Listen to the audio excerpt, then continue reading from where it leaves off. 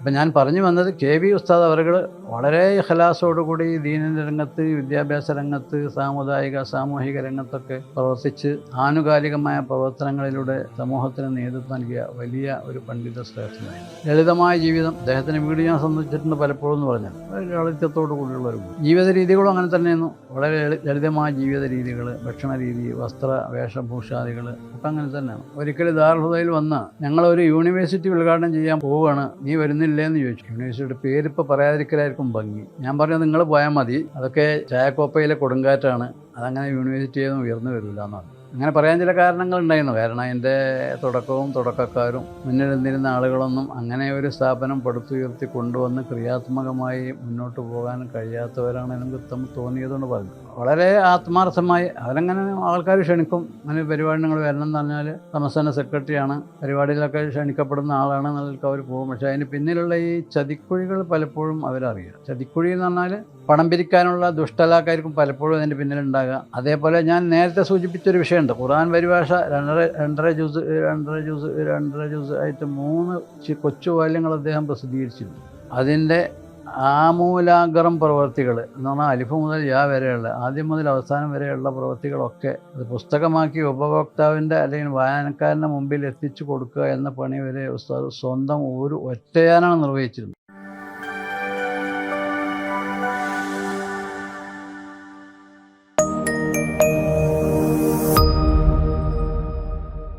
കെ.വി. മുഹമ്മദ് മുസ്ലിയാർ കൂറ്റനാട് സമസ്തയുടെ ചരിത്രത്തിൽ, കേരളീയ സുന്നി സമൂഹത്തിൽ, ഇസ്ലാമിക സമൂഹത്തിൽ ഒക്കെ നിർണായകമായ ഒരു വ്യക്തിത്വമായി അതിൻ്റെ പ്രതിഫലനങ്ങൾ സമൂഹത്തിന് ലഭ്യമാക്കിയ ഒരു വ്യക്തിത്വത്തിൻ്റെ ഉടമയാണ് കെ.വി. ഉസ്താദ്. കെ.വി. മുഹമ്മദ് മുസ്ലിയാർ കൂറ്റനാട് എന്ന് പറഞ്ഞാൽ അദ്ദേഹത്തിൻ്റെ ജന്മസ്ഥലം കൂറ്റനാട്. പക്ഷേ അവിടെ നിന്ന് അദ്ദേഹം വിവാഹം ചെയ്ത് എടപ്പാളിൽ നിന്നാണ്. ആ എടപ്പാളിലെ ഭാര്യാഗൃഹത്തിനടുത്ത് സ്വന്തം താമസമാക്കി കുറേ കാലം ജീവിച്ചിട്ടുണ്ട്. പക്ഷെ എന്നാലും ആളുകൾ സമുദായം കെ.വി. ഉസ്താദ് കൂറ്റനാട് എന്നാണ് പറയുക. എടപ്പാളിലെ ആ വീട്ടിൽ പലപ്പോഴും ഞാൻ സന്ദർശിച്ചിട്ടുണ്ട്. ഞങ്ങളുമായി വലിയ ഹൃദയപ്പൊരുത്തമായിരുന്നു. ചില വലിയ കാര്യങ്ങളൊക്കെ എന്നോട് ചർച്ച ചെയ്യും. ഞാൻ അതിനകത്തൊന്നും ഉണ്ടായിട്ടല്ല, പക്ഷേ അങ്ങനെയുള്ളൊരു സ്നേഹബന്ധം കൊണ്ടായിരിക്കും. അദ്ദേഹം ഒരിക്കൽ ദാറുൽ ഹുദയിൽ വന്ന് ഞങ്ങളൊരു യൂണിവേഴ്സിറ്റി ഉദ്ഘാടനം ചെയ്യാൻ പോവുകയാണ്, നീ വരുന്നില്ലേന്ന് ചോദിച്ചിട്ടുണ്ട്. യൂണിവേഴ്സിറ്റിയുടെ പേരിപ്പോൾ പറയാതിരിക്കലായിരിക്കും ഭംഗി. ഞാൻ പറഞ്ഞു നിങ്ങൾ പോയാൽ മതി, അതൊക്കെ ചായക്കോപ്പയിലെ കൊടുങ്കാറ്റാണ്, അതങ്ങനെ യൂണിവേഴ്സിറ്റിയൊന്നും ഉയർന്നു വരില്ല എന്നാണ്. അങ്ങനെ പറയാൻ ചില കാരണങ്ങളുണ്ടായിരുന്നു. കാരണം അതിൻ്റെ തുടക്കക്കാരും മുന്നിൽ നിന്നിരുന്ന ആളുകളൊന്നും അങ്ങനെ ഒരു സ്ഥാപനം പടുത്തുയർത്തി കൊണ്ടുവന്ന് ക്രിയാത്മകമായി മുന്നോട്ട് പോകാൻ കഴിയാത്തവരാണ് എനിക്ക് തോന്നിയതുകൊണ്ട് പറഞ്ഞത്. അങ്ങനെ തന്നെയാണ് സംഭവിച്ചതും. അപ്പോൾ ആ പേരിൽ യൂണിവേഴ്സിറ്റി ഇല്ല. ഞാൻ പറഞ്ഞത് അദ്ദേഹം അത് എന്നോട് മുഷാവർ ചെയ്ത് എന്നോട് പോരാൻ പറഞ്ഞു. അതിന് ഞാൻ നൽകിയ ഉത്തരം ചിലപ്പോൾ അതപകേടാന്ന് ചിലർക്ക് തോന്നുന്നുണ്ടാവും. ഈ മാനസികമായി ഉൾക്കൊള്ളാൻ കഴിയാത്ത സംരംഭങ്ങളുമായി, പ്രവർത്തനങ്ങളുമായി, രീതികളുമായി ഇടപഴകുക, അല്ലെങ്കിൽ ചങ്ങാത്തം പുലർത്തുക, ഇത് ഇത് കഴിയാത്ത ഒരാളാണ് ഞാൻ. പറ്റാത്തതാണെങ്കിൽ ഇന്ന് മാറി നിൽക്കുമ്പോൾ പലർക്കും അതിൽ അത്ഭുതം തോന്നും, പ്രയാസം തോന്നും, മനപ്രയാസം. അങ്ങനെ ഒരു സംഭവം ഉണ്ടായി. ഒരു ആഫ്രിക്കയിൽ ചെന്നപ്പോൾ ഞങ്ങൾ കെനിയയിൽ പോയി. കേരളത്തിൽ നിന്നൊരു 10-15 പ്രതിനിധികളുണ്ടായില്ല. അവിടെ ഒരു സമ്മേളനം പരിപാടിയൊക്കെ ഉണ്ടായിരുന്നു, പോയതാണ്. അപ്പോൾ ആ കൂട്ടത്തിൽ അവിടെ ഒരു സ്ഥാപനത്തിന് തറക്കല്ലിടപ്പെട്ടു. കേരളത്തിലെ വലിയ തലമുതിർന്ന പണ്ഡിതന്മാരൊക്കെ ഉണ്ടായിരുന്നു. ആ തറക്കല്ല് ഇടുകയും അത് ഫോട്ടോ എടുക്കുകയും ചെയ്യുന്ന ആ ആൾക്കൂട്ടത്തിൽ ഞാൻ മാറിയെന്ന് പരിപാടി കഴിഞ്ഞതിന് ശേഷം സയ്യിദ് നാസർ ഹയ്യ ശിഹാബുദ്ദീൻ തങ്ങൾ എന്നോട് ചോദിച്ചു, നിങ്ങളെന്തേ മാറിയെന്നത്? ഞാൻ പറഞ്ഞത് ഈ തറക്കല്ലിടൽ മാത്രമേ ഉണ്ടാവുള്ളൂ, എന്നെ മുന്നോട്ട് പോകില്ല, അതറിഞ്ഞോണ്ട് ഞാൻ മാറിയുന്നതാണ്. തങ്ങളെ പേര് ഞാൻ ഇവിടെ പറയാൻ കാരണം സംശയമുള്ളവർക്ക് തീർക്കാൻ വേണ്ടിയിട്ടാണ്. മാത്രമല്ല അടുത്ത കാലത്ത് ഒരു കൊല്ലത്തിൻ്റെ ഉള്ളിൽ ഞാൻ തങ്ങളുടെ ഈ സ്മരണ പുതുക്കിയിട്ടുണ്ട്. പണ്ടിങ്ങനൊരു സംഭവം ഉണ്ടായി, ഞാൻ ആ ഫോട്ടോ എടുക്കുന്നതിന് മാറി നിന്നിരുന്നു. തങ്ങൾ എന്നോട് ചോദിച്ചു, നീ എന്തായാലും മാറി നിൽക്കാനെന്ന്. അതിന് മറുപടിയും ഞാൻ പറഞ്ഞു, അവിടെ തന്നെ ഉള്ളത് ആ തറക്കല്ലിട്ട കല്ല് പണ്ട് സീതേജ് പറഞ്ഞാൽ നായ മേനരിച്ചുകൊണ്ട് നടക്കുകയാണ് ഇപ്പോഴും, വരാടി മുന്നോട്ട് പോയിട്ടില്ല. മാത്രമല്ല അന്ന് ആ സംരംഭവുമായി ബന്ധമുണ്ടായിരുന്ന അവിടത്തുകാരനൊരാളെ പിന്നീട് ബന്ധപ്പെടാൻ എനിക്ക് കഴിഞ്ഞു. മൊറോക്കോയിൽ നിന്നാണ് ബന്ധപ്പെട്ടു, ഒരു സയ്യിദ. അദ്ദേഹവുമായി അന്ന് ഉണ്ടായിരുന്ന ആ ബന്ധങ്ങളുടെ ലോക്യം പുതുക്കി. ആ സയ്യിദ് ചെറിയൊരു ഗ്രന്ഥകാരനാണ്, ഒരു നാട്ടിലെ പ്രമുഖനായ അംഗീകൃത ഒരു സയ്യിദാണ്, നേതാവാണ്, ഞങ്ങളൊരാളാണ്. അപ്പോൾ ഞങ്ങൾ ലോക്യം പുതുക്കുന്നതിൻ്റെ ഇടയിൽ അന്ന് ഈ തറക്കല്ലിട്ടിനെ പറ്റി ചോദിച്ചു. അദ്ദേഹം വളരെ സങ്കടത്തോട് പറഞ്ഞു, നിർഭാഗ്യകരമെന്ന് പറയാം, അതാ കല്ലിട്ടതിനാണ്, ഇന്നൊന്നോടെ സംഭവിച്ചിട്ടില്ല. അപ്പോൾ അതാണ് ഞാൻ ആദ്യം പറഞ്ഞതാ, എന്തെങ്കിലും കൊട്ടിഘോഷവുമായി വരുന്ന എല്ലാറ്റിനും മുന്നിൽ നിൽക്കാൻ, അല്ലെങ്കിൽ അതിൻ്റെ ആളാണെന്ന് പറയാൻ നമുക്കൊരു മാനസിക പ്രയാസം ഉണ്ടാവും. അപ്പോൾ പിന്നെ അതൊരു റിയാ, സുമഅത്ത്, അല്ലെങ്കിൽ ആവശ്യമില്ലാത്ത കാര്യങ്ങളിൽ ആവശ്യമില്ലാത്ത തലയിടൽ, ബന്ധപ്പെടൽ എന്ന മേൽവിലാസത്തിലാണ് വരിക. അത് പണ്ഡിതന്മാരൊക്കെ ശ്രദ്ധിക്കേണ്ടതാണ്, സയ്യിദന്മാരൊക്കെ ശ്രദ്ധിക്കേണ്ടതാണ് എന്ന ഒരു വിനീതമായ അപേക്ഷ കൂടി എനിക്കിവിടെ ഉണ്ട്. ഈ കൊട്ടും കുറവുണ്ടാക്കി പത്രസമ്മേളനം വിളിച്ചിട്ട് വാർത്ത കൊടുത്ത് അത് പത്രത്തിൽ അടിച്ചു വരിക, അതൊക്കെ എളുപ്പമുള്ള കാര്യമാണ്. വലിയ പ്രയാസമൊന്നുമില്ല. ഏത് ചെറിയൊരു സംരംഭമാണെങ്കിലും ഒരു ഉച്ചക്ക് പത്രസമ്മേളനം വിളിച്ചിട്ട് പത്രക്കാർക്ക് ഒരു ബിരിയാണിയൊക്കെ കൊടുത്ത് വിട്ടാൽ പത്രത്തിൽ ഉഷാറായിട്ട് വരും. അത് അങ്ങനെയുള്ള സംരംഭങ്ങളും നമ്മുടെ നാട്ടിൽ നടന്നിട്ടുണ്ട്. മഞ്ചേരിൻ്റെ സമീപത്ത് ചന്ദ്രിക പത്രത്തിൻ്റെ ക്വാർട്ടർ പേജിലാണ് അതിൻ്റെ റിപ്പോർട്ട് വന്നത്. ഇങ്ങനെ വലിയൊരു ജാമ്യയൊക്കെ ഇവിടെ തറക്കല്ലിട്ടു എന്ന് പറഞ്ഞു. ജാമ്യം ഉണ്ടായിട്ടില്ല. അപ്പോൾ മുസ്ലിമീങ്ങൾ പൊതുവെയും മതപണ്ഡിതന്മാരും സയ്യിദന്മാരും വിശേഷിച്ചും ഇത്തരം ഈ ഭാവഹാവ പ്രകടനങ്ങളിൽ മാത്രം അധിഷ്ഠിതമായ കാര്യങ്ങളുമായി ഇടപെടരുത്. അതിൻ്റെ പിന്നിൽ ചൂഷകന്മാർ വേറെ ഉണ്ടായിരിക്കും. പലപ്പോഴും അങ്ങനെ സംഭവിച്ചു. അപ്പം നമ്മൾ പറഞ്ഞു വന്നത് KV ഉസ്താദിനെ പറ്റിയാണ്.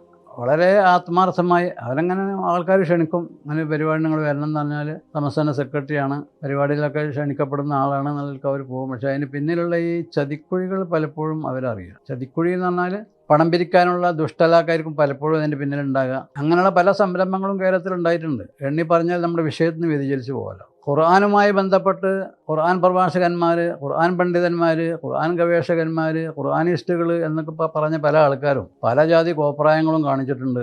അതിനുവേണ്ടി പല ആളുകളിൽ നിന്നും 5 ലക്ഷം 10 ലക്ഷം അല്ലാതെയൊക്കെ സംഖ്യ കടം വാങ്ങിയിട്ട് ഇന്ന് വരെ കൊടുക്കപ്പെടാത്ത സംഭവങ്ങളുണ്ട്. എങ്ങനെ ഈ ദീനിൻ്റെ പേരിൽ നടത്തപ്പെടുന്ന സംഭവങ്ങൾക്ക് ആൾക്കാരിൽ നിന്ന് പൈസ വാങ്ങിയിട്ട് എങ്ങനെ മടക്കി കൊടുക്കാതിരിക്കുക? എന്താ ഇതിൻ്റെ മസാല? വളരെ ഗൗരവത്തിൽ ചിന്തിക്കേണ്ട. കാരണം പണ്ഡിതന്മാരെ ആളുകൾ മാതൃകായോഗ്യരാക്കി കാണുന്ന ആളുകളാണ്. ഇന്ന തങ്ങളാണ്, ഇന്ന മൊയ്ലിയരാണ്, ഇന്ന പണ്ഡിതനാണ് എന്ന് പറഞ്ഞാൽ അവർ അൽഹംദുലില്ലാഹ് അള്ളാൻ്റെ വഴിയിലേക്കാണ് നമ്മൾ നയിച്ചു കൊണ്ടുപോകുക എന്ന ശുഭപ്രതീക്ഷയിലാണ് സാധാരണക്കാർ പണ്ഡിതന്മാരും സയ്യിദന്മാരും പിന്നിൽ കൂടുക. അപ്പോൾ ഈ ജാതി ദുഷ്ടലാക്കുള്ള ആളുകളെ കണ്ടെത്താൻ കഴിയണം. സ്വയം കണ്ടെത്തി ഗവേഷണം നടത്താൻ പറ്റില്ലെങ്കിൽ വിവരമുള്ള ആൾക്കാരോട് ചോദിക്കണം. മിനിയാന്ന് കാസർഗോഡ് നിന്ന് ഒരാൾ വരെ എനിക്ക് ടെലിഫോൺ ചെയ്തിട്ട് ഈ വിഷയം ചോദിച്ചു. ഇങ്ങനെ ചില സംരംഭങ്ങൾക്ക് വേണ്ടി പല ആളുകളിൽ നിന്നും പിരിവ് നടത്തി, ഗൾഫുകളിൽ പോയി പിരിവ് നടത്തി, അപ്പോൾ അതിൻ്റെ ഒരു അഡ്രസ്സും ഇല്ലല്ലോ എന്ന് ചോദിച്ചിട്ടുണ്ടോ? വിശദമായി മറുപടി പറയാൻ പറ്റാത്തതുകൊണ്ട് ചെറിയൊരു മറുപടി കൊണ്ട് തൽക്കാലം ഞാൻ രക്ഷപ്പെട്ടു. നല്ല ഉദ്ദേശത്തോടു കൂടി തുടങ്ങുകയാണെങ്കിൽ അള്ളാഹു സഹായിക്കും. ഖുർആനിൽ അള്ളാഹു തആല പറഞ്ഞതാണ്, വമൻ യതവക്കൽ അലല്ലാഹി ഫഹുവ ഹസ്ബുഹ്, അള്ളാഹ് മാത്രം മതി. പറഞ്ഞ വഹദ മുദക്കറാണ്, ഹുവ എന്നുള്ള ദമീർ. അള്ളാഹ് മാത്രം മതി. പിന്നെ ഇത്തരം പ്രവർത്തനങ്ങൾ ഇഹ്സാൻ്റെ പ്രവർത്തനങ്ങളാണ്. പ്രത്യക്ഷത്തിൽ ഇഹ്സാനിൽ അധിഷ്ഠിതമായി ഇഹ്സാൻ്റെ ഉദ്ദേശത്തോട് തുടങ്ങി പണി പരാജയപ്പെടില്ല. കാരണം ഇന്നാ ലാ നുദിഉ അജ്റ മൻ അഹ്സന അമല ഇന്നല്ലാഹ മഅൽ മുഹ്സിനീൻ ഇന്നല്ലാഹ മഅൽ ലദീന തഖവ വല്ലദീന ഹും മുഹ്സിനൂൻ. അപ്പം ഞാൻ പറഞ്ഞു വന്നത് KV ഉസ്താദ് അവർ വളരെ ഇഖ്ലാസോടുകൂടി ദീനിൻ്റെ രംഗത്ത്, വിദ്യാഭ്യാസ രംഗത്ത്, സാമൂഹിക രംഗത്തൊക്കെ പ്രവർത്തിച്ച് ആനുകാലികമായ പ്രവർത്തനങ്ങളിലൂടെ സമൂഹത്തിന് നേതൃത്വം നൽകിയ വലിയ ഒരു പണ്ഡിത ശ്രേഷ്ഠനായിരുന്നു. ലളിതമായ ജീവിതം. അദ്ദേഹത്തിൻ്റെ വീട് ഞാൻ സന്ദർശിച്ചിട്ടുണ്ട് പലപ്പോഴും എന്ന് പറഞ്ഞല്ലോ. വളരെ ലാളിത്യത്തോടു കൂടിയുള്ള ഒരു വീട്. ജീവിത രീതികളും അങ്ങനെ തന്നെയായിരുന്നു. വളരെ ലളിതമായ ജീവിത രീതികൾ, ഭക്ഷണ രീതി, വസ്ത്ര വേഷഭൂഷാദികൾ ഒക്കെ അങ്ങനെ തന്നെയാണ്. അതേപോലെ ഞാൻ നേരത്തെ സൂചിപ്പിച്ചൊരു വിഷയമുണ്ട്. ഖുർആൻ പരിഭാഷ 2.5 ജുസ് ആയിട്ട് 3 കൊച്ചു വാല്യങ്ങൾ അദ്ദേഹം പ്രസിദ്ധീകരിച്ചിരുന്നു. അതിൻ്റെ ആമൂലാഗ്രം പ്രവർത്തികൾ എന്ന് പറഞ്ഞാൽ അലിഫ് മുതൽ യാ വരെയുള്ള, ആദ്യം മുതൽ അവസാനം വരെയുള്ള പ്രവർത്തികളൊക്കെ അത് പുസ്തകമാക്കി ഉപഭോക്താവിൻ്റെ അല്ലെങ്കിൽ വായനക്കാരൻ്റെ മുമ്പിൽ എത്തിച്ചു കൊടുക്കുക എന്ന പണി വരെ ഉസ്താദ് സ്വന്തം ഒരു ഒറ്റയാനാണ് നിർവഹിച്ചിരുന്നത്. ആൺമക്കളുണ്ട്, പക്ഷെ അവരൊക്കെ വിദ്യാർത്ഥികളായി മറ്റു മേഖലകൾക്കാണ് അന്നുണ്ടായിരുന്നത്. മുമ്പിൽ ഒറ്റയ്ക്കനെ പണി ചെയ്യും. ആദ്യ വാല്യം പൊന്നാനിന്ന് അടിച്ചത്. വീട്ടിൽ നിന്ന് പുസ്തകം പരിഭാഷ എഴുതിയിട്ട് അദ്ദേഹം പൊന്നാനി പ്രസ്സിൽ പോയി അവിടെ കൊടുക്കും. എന്നിട്ട് അവർ അത് കമ്പോസ് ചെയ്യാമെന്ന് അന്ന് പറയാം. ഓരോ അക്ഷരങ്ങൾക്ക് ഓരോ ആണി പോലുള്ള ഒരു സാധനമാണ്, അതിങ്ങനെ പെറുക്കി വെക്കലാണ്. അതിനാണ് കമ്പോസ് ചെയ്യുക. കമ്പോസ് ചെയ്ത് പിന്നെ അതിൻ്റെ റഫ് കോപ്പി എടുക്കും. കോപ്പി അദ്ദേഹം അവിടെ നിന്ന് വായിച്ചു കൊടുക്കും, അല്ലെങ്കിൽ അദ്ദേഹത്തിന് വീട്ടിലേക്ക് കൊടുത്തയക്കും. അവിടുന്ന് വായിച്ച് തിരിച്ചു കൊടുത്തേക്കും. അങ്ങനെ കുറേ കാലം കഴിയുമ്പോൾ, കുറേ മാസം കഴിയുമ്പോൾ, അല്ലെങ്കിൽ ആഴ്ചകൾ കഴിയുമ്പോൾ പുസ്തകം അച്ചടിച്ച് പൂർത്തിയാകും. അച്ചടി പൂർത്തിയായാൽ അതിന് പണികളൊക്കെ കഴിഞ്ഞ് 10 കോപ്പി 15 കോപ്പി 20 കോപ്പിയൊക്കെ ഉള്ള കെട്ടുകളാക്കി പ്രസ്സിൽ നിന്ന് അദ്ദേഹത്തിന് തയ്യാറാക്കി പൊന്നാനിയിൽ നിന്ന് ബസ് കയറി എടക്കുളത്തേക്ക് പോകും ഉദാഹരണം, അല്ലെങ്കിൽ ജാമിയാനൂരിയിലേക്ക് പോകും ഉദാഹരണം, അല്ലെങ്കിൽ മറ്റ് സ്ഥാപനങ്ങളിലേക്ക്, അല്ലെങ്കിൽ തൻ്റെ പരിചയക്കാരൻ, സ്നേഹിതന്മാർ, അല്ലെങ്കിൽ കുടുംബക്കാർ ഒരു നാട്ടിൽ നിന്നെങ്കിൽ അവിടെ ചെന്നിട്ട് ഇത് ഞാൻ തയ്യാറാക്കിയ ഖുർആൻ പരിഭാഷയാണ്, ഇതിന് 15 കോപ്പി ഉണ്ട്, ഇത് ഞങ്ങൾ 15 ആൾക്കാരുണ്ടാക്കണമെന്ന് അവരോട് ആവശ്യപ്പെടും ഉദാഹരണം. അങ്ങനെ അതീവ ഗുരുതരമായ പ്രയാസങ്ങളും ബുദ്ധിമുട്ടുകളും കഷ്ടപ്പാടുകളും സഹിച്ച് മാനവകൾ ആ ത്യാഗത്തിന് സന്നദ്ധനായി. ജീവിത ലാളിത്യമുള്ള ഒരാൾക്ക് മാത്രമേ ചെയ്യാൻ കഴിയുള്ളൂ. മറ്റേ വേണമെങ്കിൽ ആരെയും പ്രസിദ്ധീകരിച്ചോട്ടെ എന്ന് പറയും മാക്സിമം, എന്നല്ലാതെ ഈ പണിയൊന്നും സ്വന്തം എടുക്കാൻ തയ്യാറാണ്. ചെറിയ പണിയല്ല. ഞാൻ പറഞ്ഞത് അങ്ങനെയുള്ള വലിയ വലിയ ത്യാഗപൂർണമായ പ്രയാസ നിർഭരമായ കാര്യങ്ങൾ ചെയ്ത് സാമുദായിക സാമൂഹിക സംഘടനാ പ്രവർത്തനങ്ങൾ നിർവഹിച്ച സമുന്നത വ്യക്തിയായിരുന്നു KV ഉസ്താദ്. വിവാഹത്തിന് ശേഷം പിന്നീട് അദ്ദേഹം എടപ്പാൾ ജംഗ്ഷനല്ല, ഇന്ന് നമ്മൾ കാണുന്ന എടപ്പാൾ ജംഗ്ഷനിൽ നിന്ന് പടിഞ്ഞാറോട്ട് പൊന്നാനി റൂട്ടിൽ ഒരു 1.5-2 കിലോമീറ്റർ യാത്ര ചെയ്താൽ എടപ്പാൾ പഴയ ജുമാഅത്ത് അടുത്തെത്തും. അവിടുത്തെ ഇടത്ത് ഭാഗത്തേക്കുള്ള ചെറിയ ഒരു റോഡ്, ഇടുങ്ങിയ റോഡിനാണ് അദ്ദേഹത്തിന് വീട്ടിലേക്ക് പോകുന്നത്. അദ്ദേഹം മരിച്ചിട്ട് മറവ് ചെയ്തത് വലത്തേ ഭാഗത്താണ് എടപ്പാൾ ഈ പറഞ്ഞ പഴയ ജുമാഅത്ത് പള്ളി. ആ പള്ളിയുടെ തൊട്ട് മുമ്പിലാണ് മഹാനവരുടെ അന്ത്യവിശ്രമ സ്ഥലം ഖബറുള്ളത്.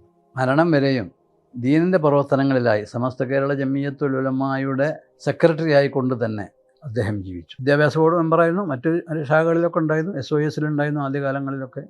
അപ്പോൾ ഈ ഖുർആൻ പരിഭാഷ തയ്യാറാക്കിയപ്പോഴാണ് നമ്മൾ നേരത്തെ പറഞ്ഞ സംവാദങ്ങൾ, അഭിപ്രായ വ്യത്യാസങ്ങൾ, നെറ്റി ചുളിക്കലുകൾ, മുഖം ചുളിക്കലുകൾ ഒക്കെ ഉണ്ടായത് വിവിധ ഭാഗങ്ങളിൽ നിന്ന്, കോണുകളിൽ നിന്ന്.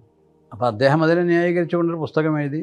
അതിനെ ഗണ്ണിച്ചുകൊണ്ടാണ് നേരത്തെ നമ്മൾ സൂചിപ്പിച്ച പഞ്ചലക്ഷ്യങ്ങൾ എന്ന് പറഞ്ഞ പുസ്തകം ഇറക്കപ്പെട്ടത്.